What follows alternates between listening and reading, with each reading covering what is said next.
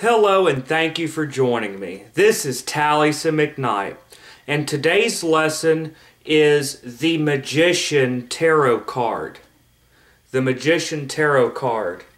And this is the Magician from the Rider-Waite Tarot deck. And the Rider-Waite is one of the most popular decks that you'll find. The Rider-Waite. And there are different forms of this card. This is the Rider-Waite version. And today we're going to be tying this into the Kabbalistic Tree of Life and to the Hebrew letters and going into the deeper mystical meaning and significance, as well as going into the regular divinatory interpretation. Now, the Magician card is about manifesting your reality. About manifesting your reality. It is about bringing order out of chaos, being from not being. So it's about manifesting your reality. And there are different ways to interpret the card in divination. At its most basic, or as I personally see it, the Magician is about manifesting your reality, about gathering all your forces together to accomplish a project. It's about manifesting, about creating your world. And the Magician, another kind of the dark side of the Magician, or the reversed aspect, would be someone that's manipulating things, or it could be someone that's doing sleight of hand, illusion. So, the Magician. And the Magician card is tied to... So again, the Magician, the key words, the Magician is about manifesting your reality. Manifesting your reality, creating your world. And in the Qabalah, the Magician is ascribed to the Hebrew letter Bet. Okay. And I guess there's a fancy way, like you'll see it written like in a script, of writing the letter Bet, which would be like this. Okay. Now, with a Dagesh, this is called a Dagesh. Well, this is technically the Dagesh Linne, or lesser Dagesh. That makes a B sound. Okay, a B sound. It's the letter Bet. But if you eliminate the Dagesh, if there's no dot in the letter, it's a V sound. Like in victory. V. So, and that's the fancy way of writing the letter. Another way of writing it, I guess the handwritten way, is two strokes. A line like that. And that's it. And that's the letter Bet. So a stroke like that and then like that. And again, a dot makes the letter B. Without the dot, it's the letter V. And it's one of the double letters of Hebrew, which... okay, so yeah. Now the letter Bet is the first letter in the Torah, in the Bible, which says Bereshit, in the beginning. Remember, it's about creating, manifesting your reality. It's about bringing creation out of not being. So, Bereshit, the first word in the Bible, Bereshit, in the beginning. And then the second word, bara, create. So you see how the letter Bet is connected to creation, in the beginning. So that's very significant that you see how the Magician is about creation. Okay. Now, the first letter in the Hebrew alphabet is Aleph. How come Aleph did not begin the Torah? And some say that technically it did. That was the breath before the letter bait. Notice bait, that's more of a kind of a hard sound. So the magician is about creation, about manifesting your reality, about bringing into being. Now remember in the last card that I did, Aleph, well, the full card, and Aleph, which I guess you could say that's the fancy way of writing the letter. Okay, Aleph. Aleph has no sound, and this is the full.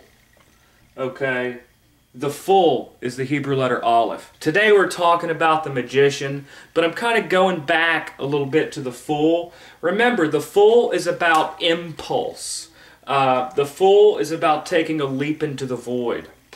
And the full, Aleph, the full is that aspect of ourselves that is unconscious.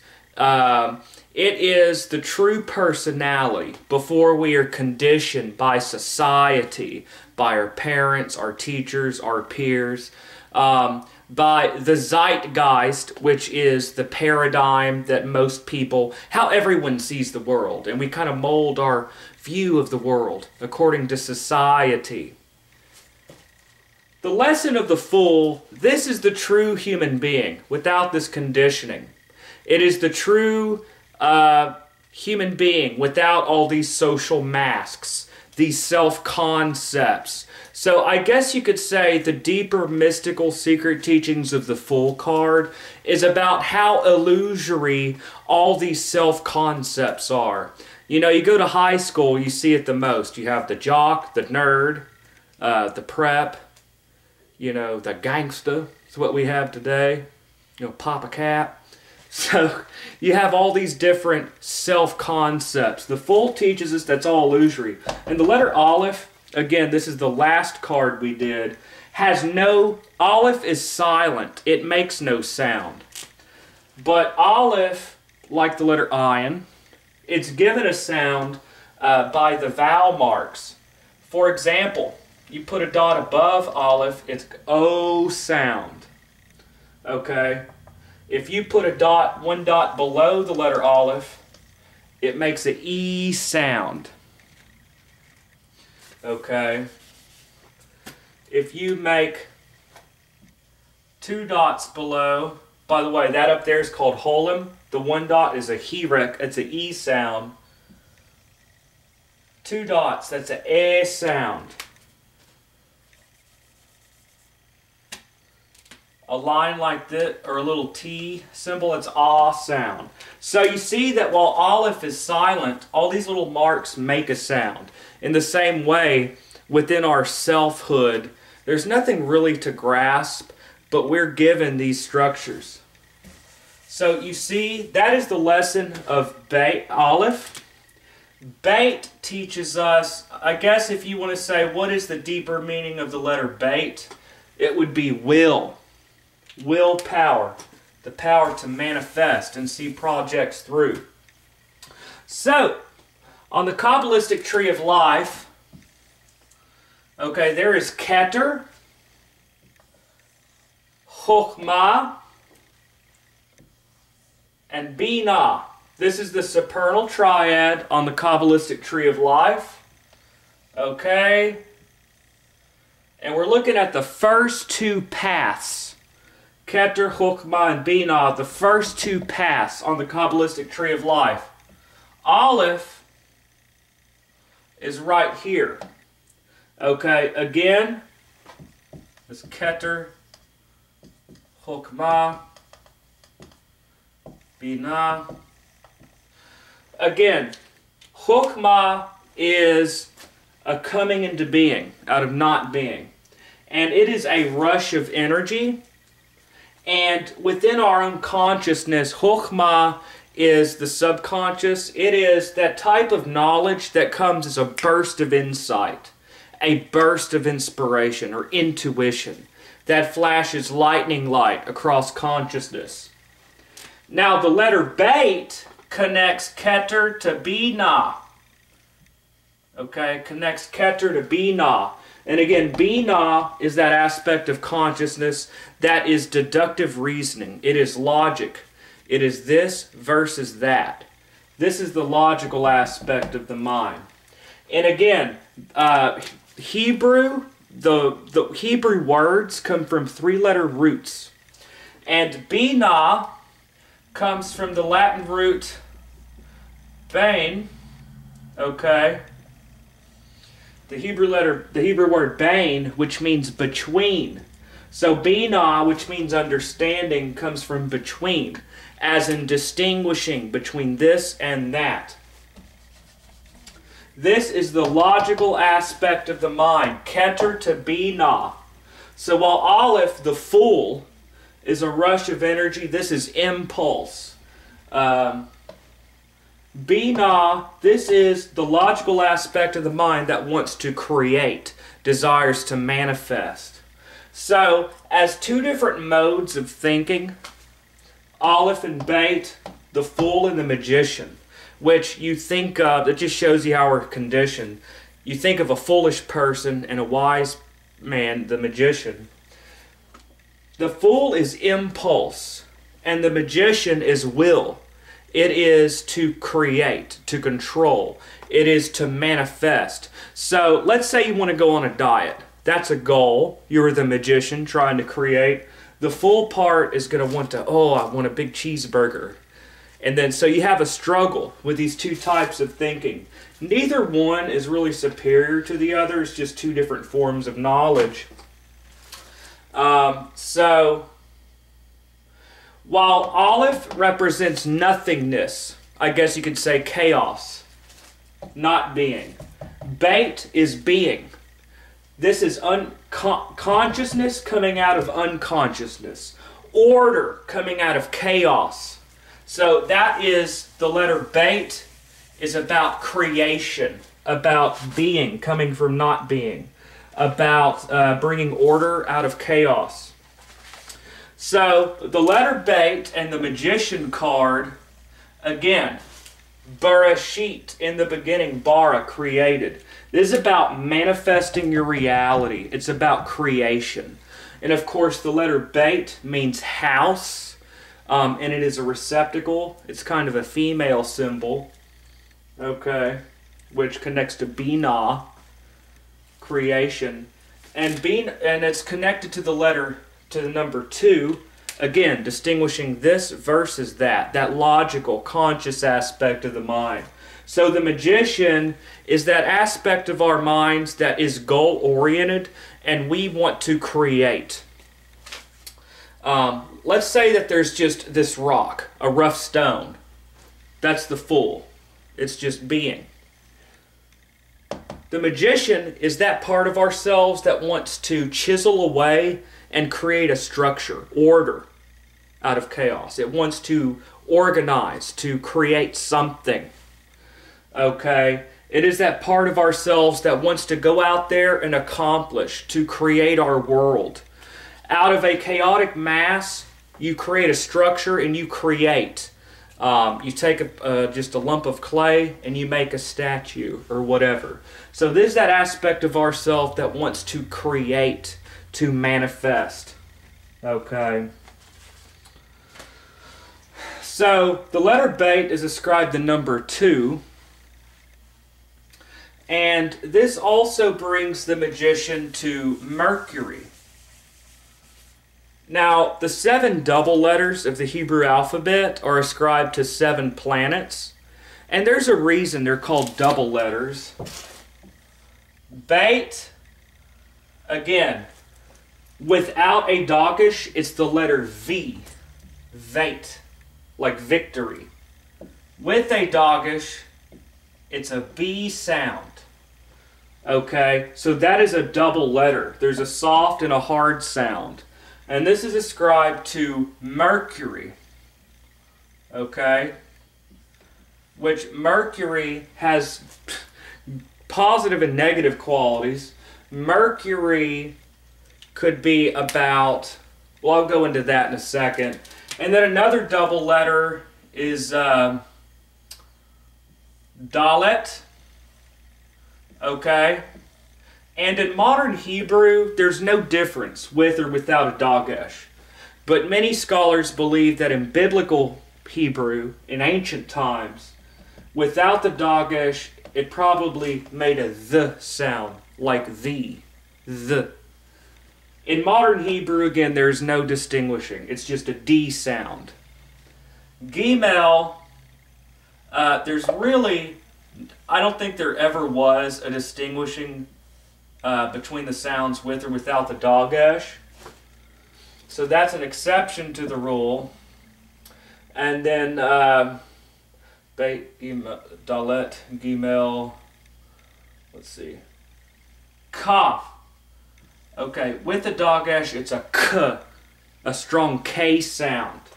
Without the dagesh, it's a Ch, it's a Chaf.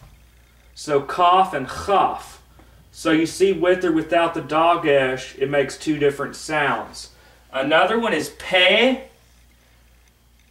Okay, without the dagesh, it's a Fe, F sound. Anyway, so you see how. And again, some of these distinctions are not found in modern Hebrew, but they're called double letters because they make two different sounds with or without the dagesh lineh, which is the dot. So anyways, the letter Beit is connected to Mercury. And again, the letter Beit is number 2. And Mercury was the messenger in Greek mythology, messenger of the gods. It was the universal medium between opposing forces. And Mercury held the caduceus wand, which showed a staff with 2 serpents twined about. And this is about the reconciliation of opposites. Mercury ruled over communication, which is the exchange of ideas between 2 people, and commerce, which again is an exchange between 2 people, the exchange of goods and money. The darker side of Mercury, information, but then deceit, commerce or theft. So that kind of goes into the dark side of the Magician card. This could mean trying to manifest your world, to create, to manifest your reality. It could also mean a con artist, sort of like a stage magician, illusion, making things look one way when they're really another.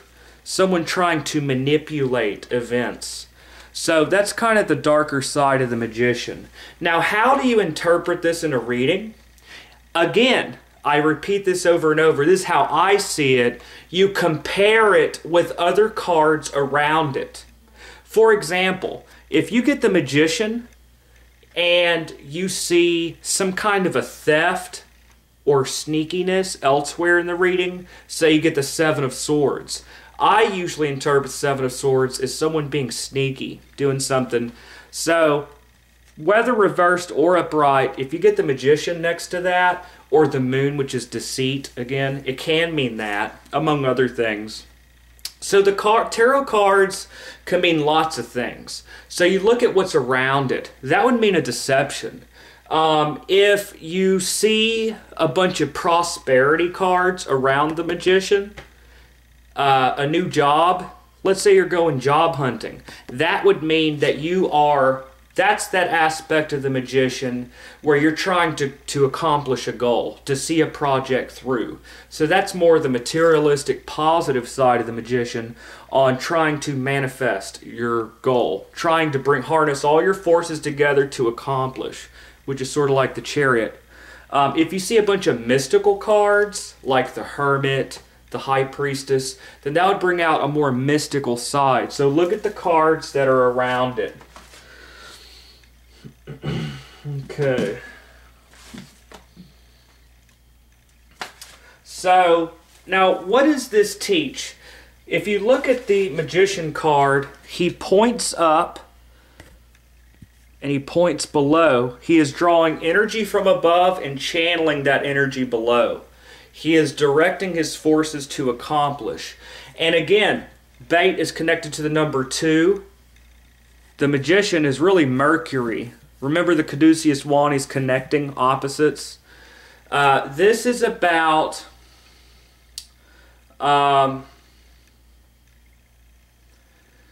I don't think I really have time for that today. The law of correspondence and all of that, and about the link, and about connecting the different levels of things.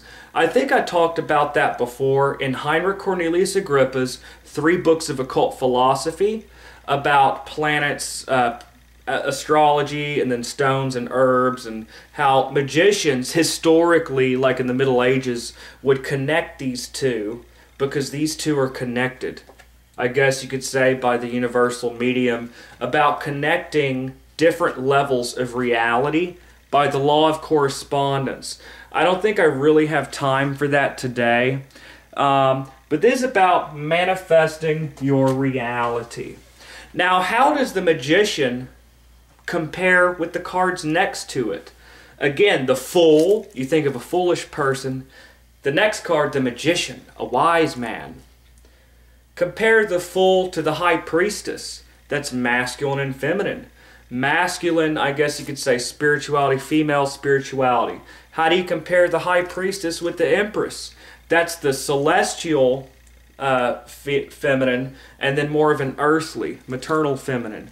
So again, spirit and matter. So if you compare the cards next to each other, you'll see how they have these kind of opposites. But anyways, the magician is about manifesting your reality. Oh, and what would you say is the secret, mystical, deeper teaching of the magician card? It is will. In my opinion, the whole key to it all, I have to keep looking at the time, I have to go here. The key is will, in my opinion. Willpower. Will is the ability, that aspect, the faculty of mind to see projects through, to manifest. But willpower is also self-control, self-discipline. It is the ability to get yourself to do things you don't feel like doing when you don't want to do them. It's also the ability to control yourself and stop yourself from doing what you want. So let's say you're on a diet. That's your will, that's your goal, is to lose weight. Oh, I really want that cheeseburger and some nachos. You have to control that impulse. It is the control of impulses. And this self-mastery is the liberation of will. Are you really free when you're controlled by every impulse? People tend to consider it liberty when they can do whatever the hell they want. All the vice, all they want. But if you're controlled by habits, this is what alcoholism is, drug addiction, people that are obese and they can't stop eating. Are they really free, or are they enslaved? If you can't stop drinking and you're an alcoholic, you're not really free. So about gaining this self-control is a gradual liberation of the will. It is freedom, okay? And if you go into the ascetic practices of the Gnostics, Hermeticism, it is a liberation of consciousness from matter, gross matter. It is the liberation of will, is detaching ourselves from the things that chain us down. That's just one way to look at it. I think it's pretty cool. And technically, willpower is self-dominion, self-conquest. And that's my view of it. My view of occultism, will is the key to everything. Self-conquest. The person that I have to control is myself. That's how I see it. And the pentagram, the upright pentagram, what is the secret of this symbol? It shows the 4 elements dominated by will or intelligence. Spirit, the 5th element, dominates. Will and intelligence dominates the lower aspects of nature, which in other religious symbolism is depicted as the virgin bruising the head of the serpent. It is about mastering the self. But then again, there's other aspects of consciousness which does have to go with impulse. You have to have a balance. Okay, that's just one way of looking at it. Anyways, that's just a brief look at the Magician Tarot card. Thank you for joining me, and see y'all next time. Have a great day, y'all.